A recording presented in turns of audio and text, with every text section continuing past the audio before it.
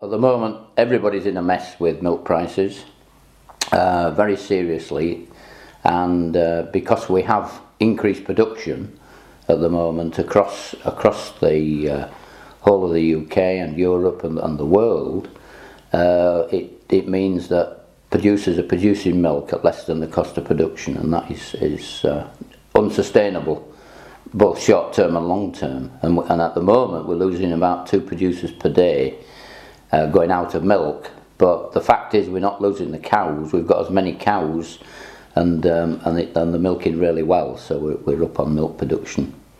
They have announced on the 15th of January that they're going to reduce the price by a penny a litre across all the sectors that they've got on the 15th of February. So they are following the code of good practice with regard to milk contracts. So that is one point. So they are thinking about what they're doing and giving the farmers the opportunity then to adjust. But I do feel that perhaps it's the fact that they've just taken over what is Dairy Crest liquid production, liquid market, and farmers, and obviously there will be a time of adjustment for them to sort out the markets and how it works. So it may well be it may be temporary, because they have just dropped below what the other processors are paying. I've been looking at the actual figures for the last quarter of 2015, and the UK is only 72% self-sufficient in milk and milk products. And I think that is quite alarming, actually, the fact that we're only managing to supply to the market 72% of the product, and we're importing the rest.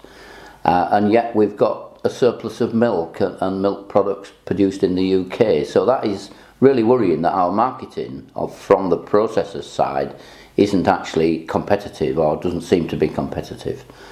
And whether that's just cheese and yoghurt or other products, I'm not really sure. But I know that we do make quite a lot of our milk into skim milk powder and butter, which we have to export if we're going to remove it and use it. Well, I think the issue is that dairy farmers are producing more milk for the market. In order, they actually milk more cows and produce more milk in order to cover their overheads. So it's spread over more litres, but you've still got the cost of producing each litre. So the farmers are working longer hours, milking more cows over longer hours, and it gets to a point when it really is very, very difficult. And it's still not covering the cost of production. Recently we've been doing a promotion with Red Tractor, and the UK is the only country, I think, that has such a scheme, which is farm assurance, total traceability, high animal welfare, and these issues then are put on the pack, and everybody's inspected. They put the little red tractor on the pack with a Union Jack at the bottom.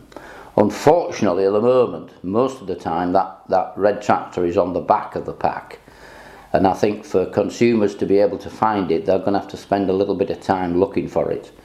But it does mean that it's produced by UK farmers in the UK under these very high welfare and assured conditions, and everything is traceable. So it's really good, but we need to work hard to get the processors and the manufacturers to put that red tractor on the front of the pack so it's easier for the customers to find it. Because simply, we've done the work with Morrison's, they've done it with several different groups, CLA and Farmers for Action and NFU, and others have tried to persuade Morrison's and others to support farming.